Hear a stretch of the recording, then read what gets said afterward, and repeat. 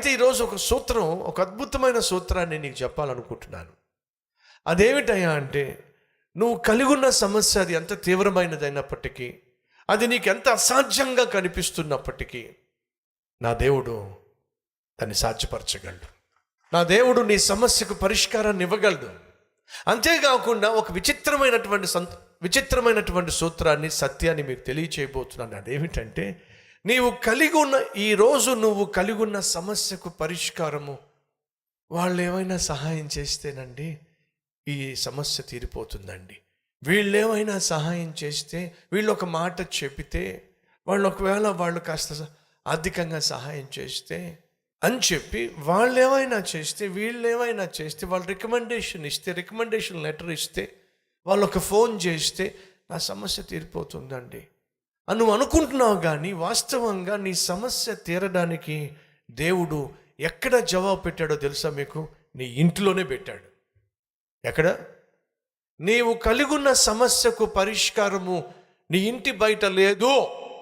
Brother, నాకు ఇల్లు కూడా లేదు బ్రదర్ అన్నారు అనుకోండి. సరే, నీ 4 గోడల మధ్య దేవుడు సమాధానం పెట్టాడు. ఒక చిన్న గుడిసెలో ఉంటున్నావా? ఆ గుడిసెలోనే దేవుడు నీకు సమాధానం పెట్టాడు. ఒక చిన్న గదిలో ఉంటున్నావా? ఆ గదిలోనే దేవుడు నీ సమస్యకు పరిష్కారం ఉంచాడు. ఇది వాస్తవం. అమ్మా, ఇప్పుడు నువ్వు ఏం కోరుతున్నావు? ఇదయ్యా నా సమస్య, ఈ సమస్యకు పరిష్కారం కోరుతున్నాను. ఎలీషా చెప్పింది ఏమిటయ్యా అంటే, అయితే ఒక పని చేయి. నీ ఇంట్లో ఏముంది? నా ఇంట్లో నూనె పాత్ర ఉంది. నీ ఇంటి చుట్టూ ఉన్నటువంటి వారి ఇళ్లల్లో ఉన్న పాత్రలన్నీ తెప్పించు, ఖాళీ పాత్రలన్నీ తెప్పించు. ఆ పాత్రలన్నీ లోపల తెచ్చేసిన తర్వాత గదికి తలుపేసేసేయి, తలుపు మూసేసేయి.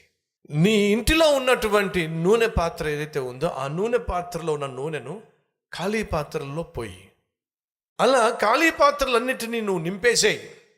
ఇది నేను నీకు ఇస్తున్న సలహా. ఏం బాబు, నా ఇంట్లో ఉన్నటువంటి నూనె పాత్ర తీసుకొని ఖాళీ పాత్రల్లో పోసేస్తే అవన్నీ నిండిపోతాయా? భర్త పోయాడు అని చెప్పాను కానీ ఇది పోయిందని చెప్పలా నీకు. ఏదంటే మైండ్ పోయిందని చెప్పలా అని అందంటారా? లేదండి, ఎలీషా అంటున్నాడు, తల్లి నీ భర్త సేవకుడు అని చెప్పావుగా, అంటే నువ్వు దేవుణ్ణి నమ్ముతున్నావుగా, నీ కుటుంబం దేవుణ్ణి నమ్మే కుటుంబంగా. అవునయ్యా. అయితే నీకు విషయం తెలుసా? ఏమిటయ్యా? దేవుణ్ణి నమ్మిన బిడ్డల జీవితంలో వచ్చే ఏ సమస్యకైనా సమాధానం దేవుడు వాళ్ళ ఇంట్లో 4 గోడల మధ్య ఉంచాడో. ఆ రోజు ఆ పేద విధవరాలు ఎలీషా చెప్పిన మాట నమ్మేసిందండి. ఈరోజు ఈ దిన సేవకుడు చెప్తున్న మాట నువ్వు నమ్ముతావా? నీ సమస్యకు పరిష్కారం దేవుడు నీ 4 గోడల మధ్య ఉంచాడు. వివరంగా చెప్తానే.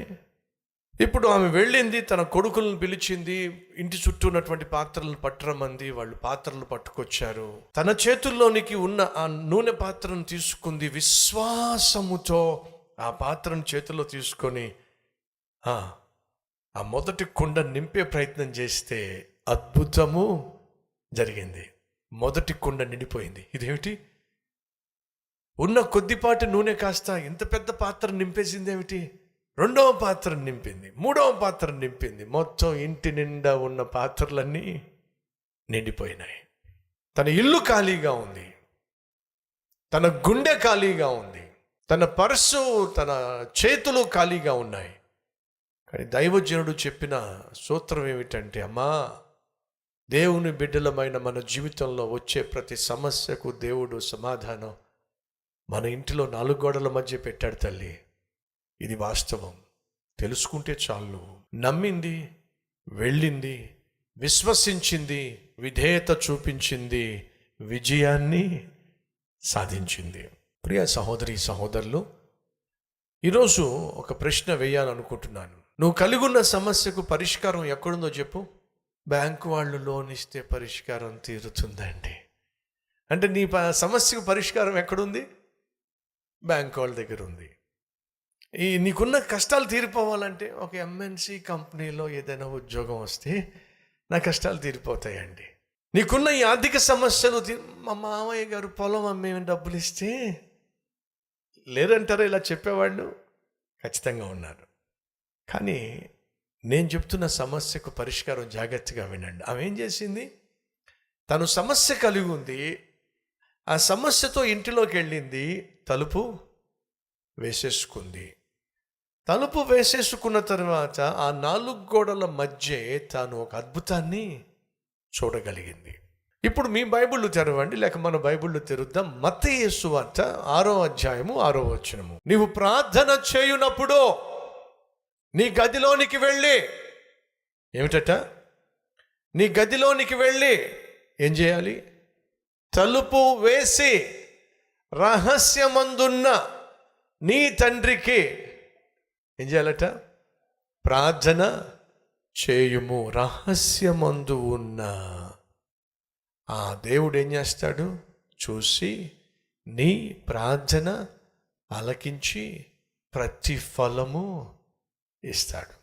ఎక్కడిస్తాడు ప్రతిఫలం? బ్యాంక్లోనా? ఎంఎన్సి కంపెనీలోనా? హాస్పిటల్లోనా? ఎక్కడండి ఇచ్చేది ప్రతిఫలం? దేవుడు ఏమంటున్నాడు తెలుసా? నీకు కష్టం ఉందా? నీకు రోగం ఉందా? నీకు ఆర్థిక ఇబ్బంది ఉందా? నీ భర్తతోనూ భార్యతోనూ సమస్య ఉందా? లేదు నీ ఆఫీస్లో ఏదైనా సమస్య ఉందా? నీ వ్యాపారంలో ఏదైనా సమస్య వచ్చిందా? అయితే వినో, ఈ సమస్య తీర్చమని చెప్పి దేశమంతా తిరగమాకు. ఈ సమస్యకు తీర్చమని చెప్పి అందరి చేతులు పట్టుకోమాకు. నీవు కలిగి ఉన్న సమస్య తీర్చమని నువ్వు నీ ఇంట్లోకి వెళ్ళి నీ తలుపేసేసుకుని ఈ 4 గోడల మధ్య రహస్యముగా దేవునికి ప్రార్థన చేయము. రహస్యమందున్న ఆ దేవుడు ఏం చేస్తాడు? నీ ప్రార్థన విని ప్రతిఫలము ఇస్తాడు. అంటే అర్థం ఏమిటి? సమాధానము ఇస్తాడు.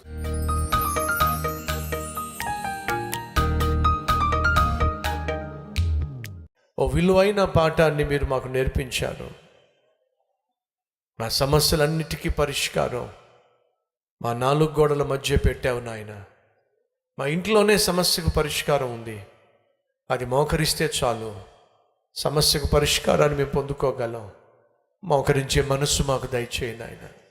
అయ్యా, అనేక సార్లు నీ సన్నిధిలో మోకరించవలసిన మేము మోకరించటాన్ని నిర్లక్ష్యం చేశావు నాయన. క్షమించయ్యా. నీ సన్నిధిలో ప్రతి దినము మోకరించి మోకాళ్ళ మీద నీకు కనిపించే ఆత్మీయత మాకు దయచేయండి. మీ మోకాళ్ళ మీద విజయం సాధించకపోతే ఎక్కడికి వెళ్ళినా సరే విజయాన్ని మేము చూడలేము. అది వాస్తవం. జీవితంలో ఒక విలువైన సూత్రాన్ని, సత్యాన్ని మాకు తెలియచేశావు. ఈ సత్యాన్ని, సూత్రాన్ని మర్చిపోక ఏ సమస్య వచ్చినా, ఏ తొందర వచ్చినా, భయపెట్టే వార్త ఏది వినాల్సి వచ్చినా వెంటనే మోకరిస్తే ఆ సమస్య పారిపోతుంది. ఈ వాస్తవాన్ని మర్చిపోకుండా సహాయం చేయి. యేసయ్య పేరట వేడుకుంటున్నాం తండ్రి, ఆమేన్.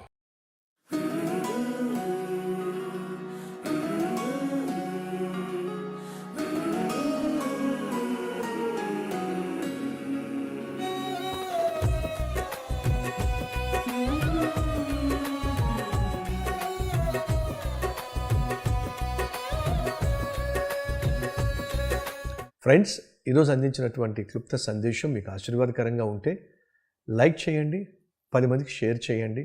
అలాగే ఈ సందేశం వల్ల మీరు ఎంతగా దీవించబడ్డారో ఒక కామెంట్ కూడా పెట్టవలసిందిగా కోరుతూ సెలవు తీసుకుంటున్నాను.